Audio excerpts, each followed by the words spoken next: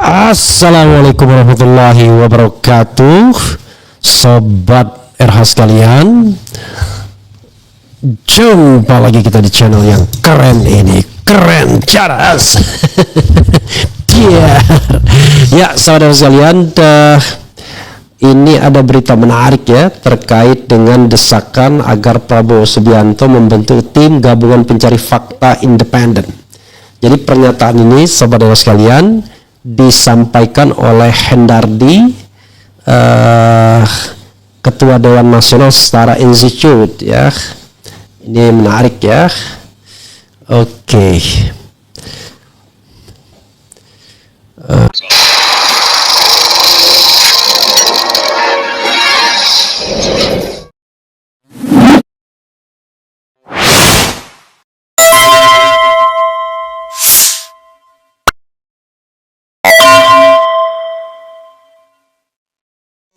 Coba kita bacakan apa yang dituliskan oleh Hendardi ini. Menarik karena memang harus ada pihak yang di luar dari konflik tersebut agar dapat mengurai konflik secara benar ya. Menyangkut siapa dalang dari kerusuhan ini ya. Jadi demo yang sebenarnya hak konstitusional kemudian berkembang menjadi sebuah tindakan yang anarkis atau anarkistis. Nah, itu tentu tidak salah kalau kemudian dipermasalahkan atau dicari oleh tim pencari fakta independen ya. Coba kita lihat dan kita bacakan, sobat era sekalian ya, dan kita nanti ulas ya. Coba kita lihat ini. Oke, ini tulisan dari Hendardi yang disampaikan sebagai pernyataan pers ya. Oke, pernyataan pers Hendardi, Ketua Dewan Nasional Setara Institute, 7/9/2025 hari ini ya. Oke, bentuk segera tim gabungan pencari fakta TGPF. Huru hara akhir Agustus 2025 melahirkan tuntutan baru agar peristiwa itu diusut tuntas. Berbagai protes lanjutan tentu saja terus didengungkan secara lantang di ruang publik, mulai dari gerakan hijau pink dalam profil akun media sosial, gerakan 17+8 ya, mungkin kayak sepertinya harusnya di word dulu biar terbaca dengan baik gitu ya. Huru hara Agustus 2025 melahirkan tuntutan baru agar peristiwa itu diusut tuntas. Berbagai protes lanjutan tentu saja terus didengungkan secara lantang di ruang publik, mulai dari gerakan hijau pink dalam profil akun media sosial, gerakan 17+8, tagar Reset Indonesia, tagar warga jaga warga, serta aneka tuntutan dan seruan lainnya. Pasti jatuhnya korban terjadinya anarkisme yang mana kantor-kantor kepolisian, fasilitas umum dibakar, dihancurkan, dirusak, dan properti pribadi dijarah. Presiden Prabowo Subianto sudah berspekulasi mengenai adanya indikasi makar terorisme dan menuding pihak asing memainkan eskalasi di tingkat domestik. Oke, coba kita terus lihat ya, dan nanti terus kita bacakan. Pertama, makar terorisme dan dugaan keterlibatan asing merupakan tindakan dan agenda yang terorganisasi dan pelakunya terlatih mengandaikan adanya aktor-aktor di balik layar. Sementara publik juga memunculkan dugaan adanya kontestasi politik kekuasaan, agenda politik rezim dan sebagainya. Oleh karena itu, dibutuhkan klarifikasi dan investigasi mendalam agar rangkaian kerusuhan itu terklarifikasi dengan terang benderang. Siapa dalang, bagaimana operasi berlangsung, apa tujuan politiknya, dan sebagainya. Jika tidak, maka publik akan terus diliputi kecemasan dan ketidakpastian, bahkan akan memantik kemarahan lanjutan eskalasi yang ada. Oke.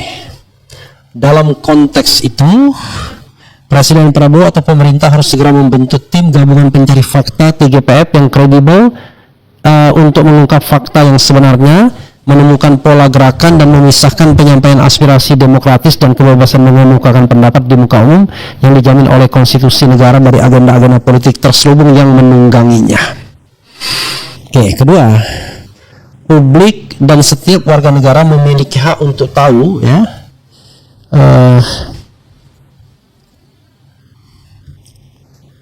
Oke, kita terus bacakan dulu ya.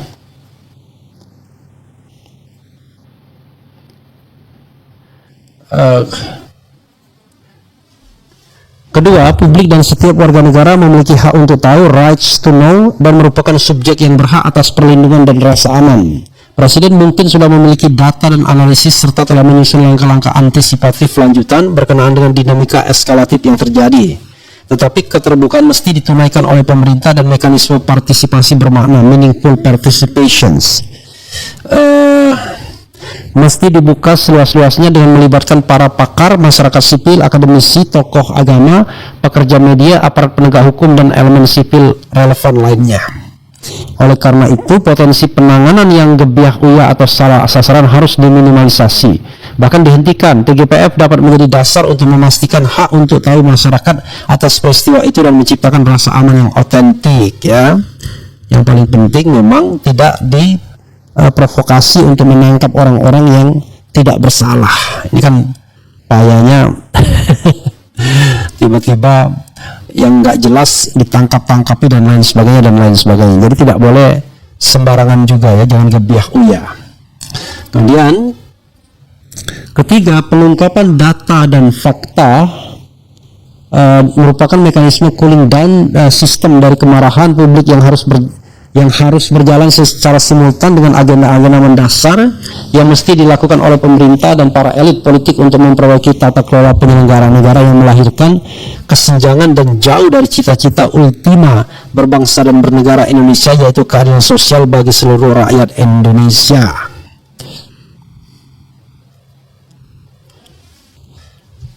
Itu ya Sobat Era sekalian yang dituliskan oleh Hendardi yang merupakan Ketua Setara Institute. Jadi dia menyarankan agar dibuat sebuah tim gabungan pencari fakta, dan rasanya kita setuju saja ya terhadap hal ini. Sobat Era sekalian, itu yang dituliskan oleh Hendardi, ya. Jadi Hendardi ini kalau masih itu salah seorang penasihat ahli Kapolri.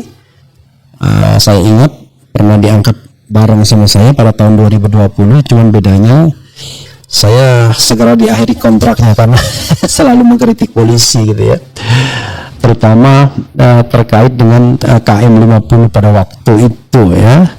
Tapi ya itulah resiko ya, kalau tetap ingin jadi orang bebas ya harus berani mengatakan yang A adalah A, B adalah B, ya, tidak usah ditutup-tutupi. Begitu Sobat RH sekalian ya. Rupanya tulisannya tidak terlalu panjang juga. Oke. Ada keputus nggak ya? Sepertinya tidak ada keputusan, memang sepanjang itulah tulisannya.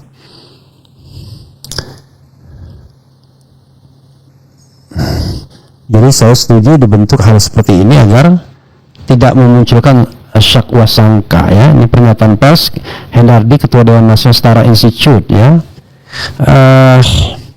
Oh ya, ini pernyataan pers bukan artikel. Saya ingatnya artikel. Oke, saya bacakan sekali lagi ya. Pernyataan pers Hendardi, Ketua Dewan Nasional Setara Institute, bentuk segera tim gabungan pencari fakta TGPF. Huru-hara akhir Agustus 2025 melahirkan tuntutan baru agar peristiwa itu diusut tuntas. Berbagai protes lanjutan tentu saja terus didengungkan secara lantang di ruang publik, mulai dari gerakan hijau pink dalam profil akun media sosial, gerakan 17+8, tagar Reset Indonesia, tagar warga jaga warga, serta aneka tuntutan dan seruan lainnya. Pasca jatuhnya korban, terjadinya anarkisme yang mana kantor-kantor kepolisian, fasilitas umum dibakar, dihancurkan, dirusak, dan properti pribadi dijarah, Presiden Prabowo Subianto sudah berspekulasi mengenai adanya indikasi makar, terorisme, dan menuding pihak asing memainkan eskalasi di tingkat domestik. Pertama, makar, terorisme, dan dugaan keterlibatan asing merupakan tindakan dan agenda yang terorganisasi dan pelakunya terlatih mengandaikan adanya aktor-aktor di balik layar. Sementara publik juga memunculkan dugaan adanya kontestasi politik kekuasaan, agenda politik rezim, dan sebagainya. Oleh karena itu dibutuhkan klarifikasi dan investigasi mendalam agar rangkaian kerusuhan itu terklarifikasi dengan terang benderang, siapa dalang, bagaimana operasi berlangsung, apa tujuan politiknya, dan sebagainya. Jika tidak, maka publik akan terus diliputi kecemasan dan ketidakpastian, bahkan akan memantik kemarahan lanjutan eskalasi yang ada. Dalam konteks itu, Presiden Prabowo atau pemerintah harus segera membentuk tim gabungan pencari fakta TGPF yang kredibel untuk mengungkap fakta yang sebenarnya, menemukan pola gerakan dan memisahkan penyampaian aspirasi demokratis dan kebebasan mengemukakan pendapat di muka umum yang dijamin oleh konstitusi negara dari agenda-agenda politik terselubung yang menungganginya. Kedua, publik dan setiap warga negara memiliki hak untuk tahu, rights to know, dan merupakan subjek yang berhak atas perlindungan dan rasa aman. Presiden mungkin sudah memiliki data dan analisis serta telah menyusun langkah-langkah antisipatif lanjutan berkenaan dengan dinamika eskalasi yang terjadi. Tetapi keterlibatan mesti ditunaikan oleh pemerintah dan mekanisme partisipasi bermakna. Tetapi keterbukaan mesti ditunaikan oleh pemerintah dan mekanisme partisipasi bermakna, meaningful participations, mesti dibuka seluas-luasnya dengan melibatkan para pakar, masyarakat sipil, akademisi, tokoh agama, pekerja media, aparat penegak hukum, dan elemen sipil lainnya. Oleh karena itu, potensi penanganan yang gebiah-uyah atau salah sasaran harus diminimalisasi, bahkan dihentikan. TGPF dapat menjadi dasar untuk memastikan hak untuk tahu masyarakat atas peristiwa itu dan menciptakan rasa aman yang otentik. Ketiga, pengungkapan data dan fakta merupakan mekanisme cooling down system dari kemarahan publik yang harus berjalan secara simultan dengan agenda mendasar yang mesti dilakukan oleh pemerintah dan para elit politik untuk memperbaiki tata kelola penyelenggaraan negara yang melahirkan kesenjangan dan jauh dari cita-cita ultima berbangsa dan bernegara Indonesia, yaitu keadilan sosial bagi seluruh rakyat Indonesia. Habis ya. Jadi saudara sekalian, ada beberapa kata kunci ya yang memang harus dibuka oleh pemerintah. Pertama adalah, saya setuju dengan Hendardi, kita harus clear. Mungkin bagusnya dikasih word ini ya. Jadi kita harus clear ya, mana aspirasi konstitusional yang memang digunakan oleh rakyat masyarakat, walaupun caranya keras, misalnya dengan membakar ban dan lain sebagainya, tapi itu adalah bentuk ekspresi. Jadi itu harus dihormati sebagai hak konstitusional. Sepanjang dia merusak misalnya, ya maka kerusakan itulah yang kemudian dimintai pertanggungjawaban. Jangan kemudian mengorbankan hak untuk menyampaikan pendapatnya. Itu satu hal ya. Yang kedua, sahabat era sekalian, yang harus kita pahami juga adalah bahwa mereka yang melakukan penunggangan, memancing di air keruh, itu bukanlah orang yang menggunakan hak konstitusionalnya. Itu harus dipisahkan. Jadi orang seperti Del Pedro Marhain misalnya, jelas-jelas adalah aktivis yang menyuarakan kebebasan menyampaikan pendapat baik secara lisan maupun tulisan. Jadi harusnya ya tidak diproses. Ya, kalau dia memunculkan kerusakan misalnya, ya kerusakan itulah yang dimintain pertanggungjawaban. Tapi kalau kemudian dikatakan sebagai penunggang, sebagai provokator dan lain sebagainya, maka polisi harus cerdas, harus independen menemukan provokator atau penunggang yang sebenarnya, bukan orang yang teriak-teriak di lapangan. Itu penting ya. Kemudian yang ketiga yang harus digarisbawahi juga adalah, tolong juga pemerintah secara jujur ya melakukan investigasi di lingkaran pemerintahan sendiri terhadap rivalitas kontestasi di antara elit-elit politik di seputar atau yang bahkan melibatkan Prabowo sendiri.